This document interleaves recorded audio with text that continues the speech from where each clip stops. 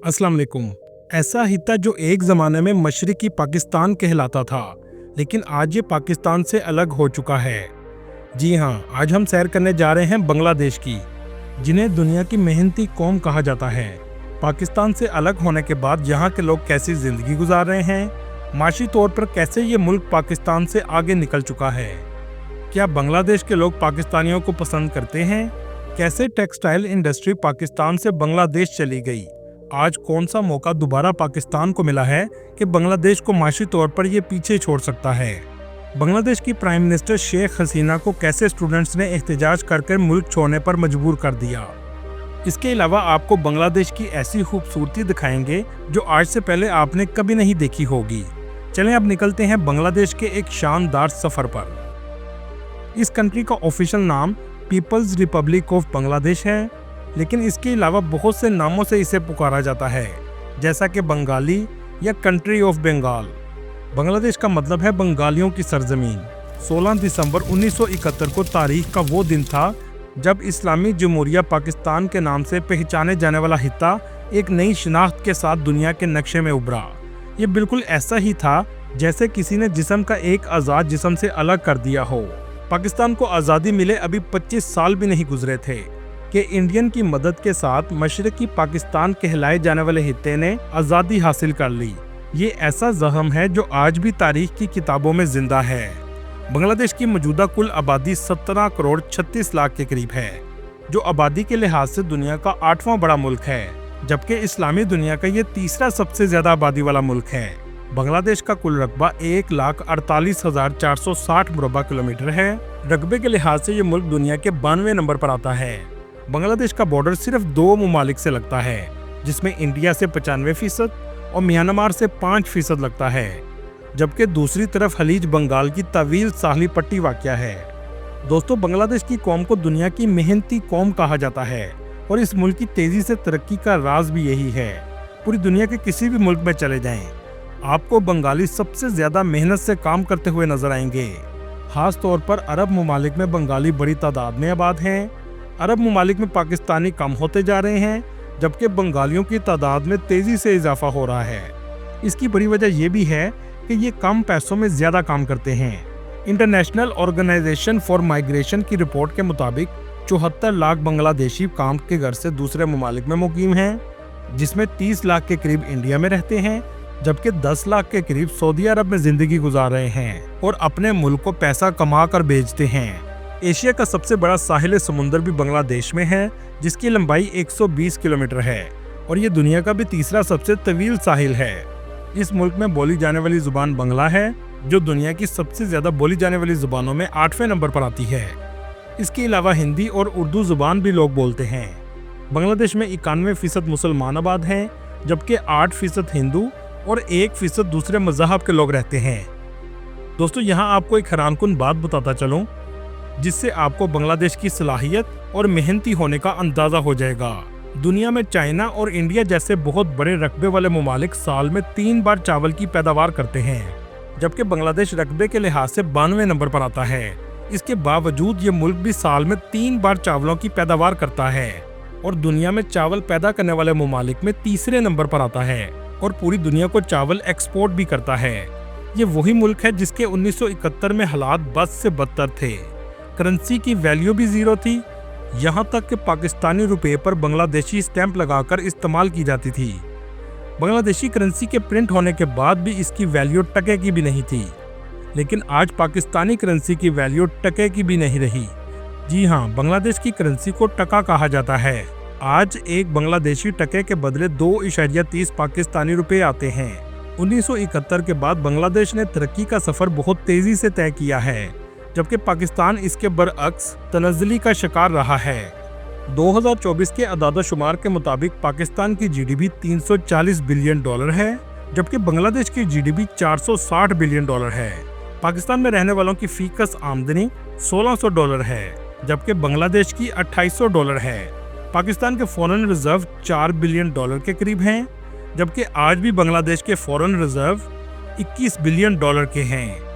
पाकिस्तान से टूटकर अलग हुआ हिस्सा आज $55 मिलियन का सामान पूरी दुनिया को बेच रहा है, जबकि पाकिस्तान $30 बिलियन की एक्सपोर्ट करता है। आज़ादी के वक्त ये मुल्क दुनिया का दूसरा सबसे गरीब मुल्क था, लेकिन आज इसकी चंद सालों में तरक्की देखकर दुनिया हैरान रह जाती है।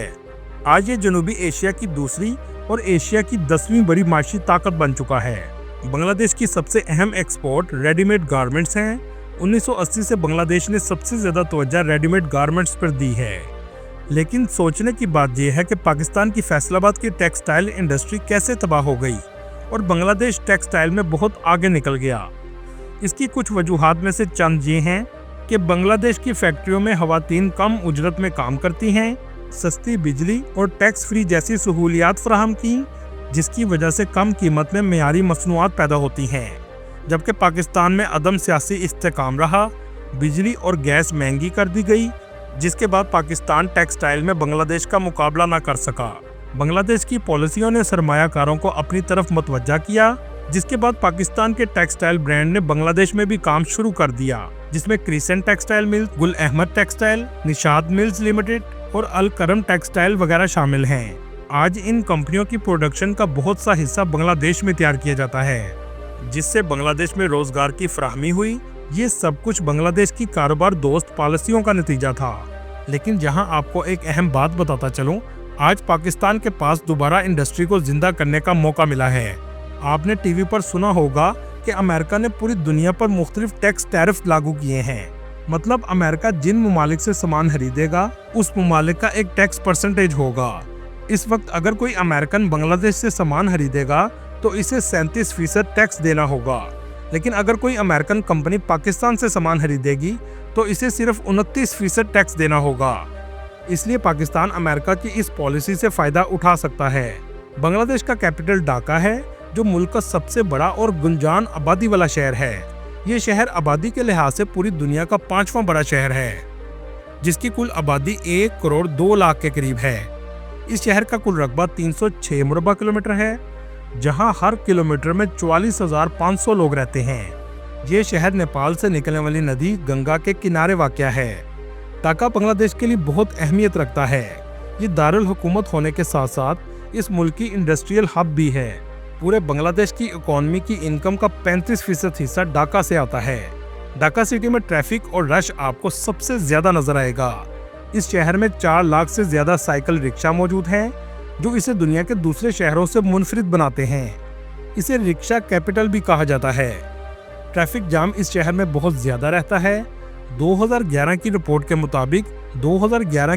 के मुताबिक यहाँ रोज़ाना 6 घंटे तक ट्रैफिक जाम ज़रूर रहता है। ढाका के कुछ हिस्से बहुत साफ सुथरे हैं, लेकिन बहुत से हिस्से ऐसे हैं जहाँ गंदगी और पोल्यूशन बहुत ज़्यादा है, लेकिन इस गंदगी के बावजूद लोग ज़िंदगी गुजारते हैं। बांग्लादेश के कुछ लोगों से पूछा गया, क्या आप पाकिस्तान से मोहब्बत करते हैं, तो ज़्यादातर का जवाब हाँ में था। अल्हम्दुलिल्लाह अच्छा देते हैं। और ये तब्दीली खास तौर पर हसीना वाजिद के इस मुल्क से भाग जाने के बाद आई है। यहाँ तक कि इस मुल्क को आज़ाद करवाने वाले मुजीबुर रहमान के पुतले भी गिरा दिए गए हैं। दोस्तों, ओल्ड ढाका के इलाके में नवाबपुर रोड में अगर आप जाएंगे तो कई घंटे तक आप ट्रैफिक जैम में फंस जाएंगे। हर तरफ साइकिल रिक्शा ही नजर आएगा। बांग्लादेश ने माशी तरक्की तो की है, लेकिन इंफ्रास्ट्रक्चर में ज़्यादा डेवलपमेंट आज भी नहीं है। ट्रेन में खड़े होकर और यहाँ तक कि ट्रेन की छतों पर भी बैठकर सफ़र करना यहाँ आम बात है। आपने शायद पूरी दुनिया में इससे ज़्यादा रश वाली ट्रेन कभी नहीं देखी होगी। दोस्तों, ढाका सिटी को मस्जिदों का शहर भी कहा जाता है, जहाँ 6000 से ज़्यादा मसाजिद मौजूद हैं। बांग्लादेश का लिटरेसी रेट 76% के करीब है, मतलब 76% लोग पढ़ना और लिखना जानते हैं। ढाका में बहुत सी तारीखी बिल्डिंग्स भी मौजूद हैं, जिनमें लालबाग फोर्ट, एहसन मंजिल म्यूजियम और कदीम मसाजिद शामिल हैं। ढाका से रात के वक्त लोग क्रूज पर भी सफ़र करते हैं। इसको टाइटैनिक ऑफ बांग्लादेश भी कहते हैं। ये क्रूज ढाका से ब्रिशल तक के लिए चलाया जाता है। इनको बहुत खूबसूरती से सजाया गया है। हर तरफ रोशनी ही रोशनी आपको नजर आएगी। सबसे नीचे के एरिया की टिकट सबसे कम होती है, जिसका किराया सिर्फ $4 है, और ऊपर वाली मंजिल में कमरे बनाए गए हैं, जिसका किराया $50 से $100 तक होता है। जो भी टूरिस्ट बांग्लादेश आता है, इस सफ़र का मज़ा ज़रूर लेता है, क्योंकि यूरोप और दूसरे ममालिक की निस्बत ये क्रूज बहुत सस्ता है। ढाका सिटी में स्ट्रीट फूड आपको बहुत ज़्यादा नजर आएगा। छोटी छोटी दुकानें हर जगह मौजूद हैं। महंगाई भी इस मुल्क में पाकिस्तान की निस्बत कम है। ढाका का सबसे डेवलप एरिया गुलशन का इलाका है। ये इलाका आपको बाकी ढाका के निस्बत साफ सुथरा नजर आएगा और ऊंची इमारतें भी इस इलाके में मौजूद हैं। यहाँ ज्यादातर अमीर लोग रहते हैं। शॉपिंग मॉल और ब्रांड्स की शॉप्स भी इस एरिया में मौजूद हैं। दोस्तों, मछली इस मुल्क में बहुत शौक से खाई जाती है, लेकिन इसके साथ साथ करोड़ों लोगों का रोजगार भी इसी पेशे से वाबस्ता है। इसके अलावा पटसन की बड़ी तादाद में इस मुल्क में पैदावार की जाती है जो रस्सी तैयार करने के काम आती है। ढाका के खाने भी पाकिस्तान की तरह हैं। यहाँ भी ज्यादातर लोग स्पाइसी खाना पसंद करते हैं। बांग्लादेश में कोला बोरता बहुत शौक से खाया जाता है, जो इमली, लीमू, कच्चे केले और मुख्तलिफ मसालों से तैयार किया जाता है। लोग इसे शौक से खाते हैं। इसके अलावा ढाका के गोलगप्पे भी बहुत फेमस हैं। दाल और बकरे के पाए भी यहाँ लोग शौक से खाते हैं। चलें अब ढाका से चलते हैं नारायणगंज, जो ढाका के करीब वाक़या है। इसे टेक्सटाइल कैपिटल भी कहा जाता है। इस शहर में बड़ी तादाद में कपड़े की फैक्ट्रीज मौजूद हैं। बांग्लादेश का दूसरा सबसे बड़ा शहर चिटागांग है। इस शहर में मुल्क की सबसे बड़ी पोर्ट है। पूरे मुल्क की एक्सपोर्ट सबसे ज़्यादा इसी शहर से की जाती है। इस कंट्री में दरिया बहुत ज़्यादा बहते हैं और ये तमाम दरिया बे ऑफ बंगाल में आकर गिरते हैं। इसी वजह से बांग्लादेश की मिट्टी दुनिया में सबसे ज़्यादा जरखेज़ समझी जाती है। चलें अब आपको दिखाते हैं बांग्लादेश की खूबसूरती, जो शायद आज से पहले आपने कभी नहीं देखी होगी। कपाती लेक ऐसी लेक है जो मसनूई तौर पर तैयार की गई है। ये बहुत खूबसूरत है, लेकिन इसका फ़ायदा बांग्लादेश को खूबसूरती के साथ साथ बिजली बनाने की सूरत में भी होता है। इस जगह 50 से ज़्यादा आइलैंड मौजूद हैं। अगर इन्हें ऊपर से देखा जाए तो ये बहुत खूबसूरत नजर आते हैं। यूरोप के दूसरे ममालिक की तरह इस मुल्क में भी फ्लोटिंग मार्केट मौजूद है, जिसमें कश्तियों पर सामान बेचा जाता है। डूम मॉस्क को यूनेस्को वर्ल्ड हेरिटेज साइट में भी शामिल किया गया है, जिसका आर्किटेक्चर बहुत यूनिक है। ये बांग्लादेश के शहर बेगारत में बनाई गई है, जिसमें बड़ी तादाद में गुंबद मौजूद हैं और ये मस्जिद अपने स्ट्रक्चर की वजह से मुनफरिद हैसियत रखती है। दोस्तों, एक ज़माने में यहाँ लोग बुत परस्त थे। इस्लाम 13वीं सदी में इस खित्ते में आया।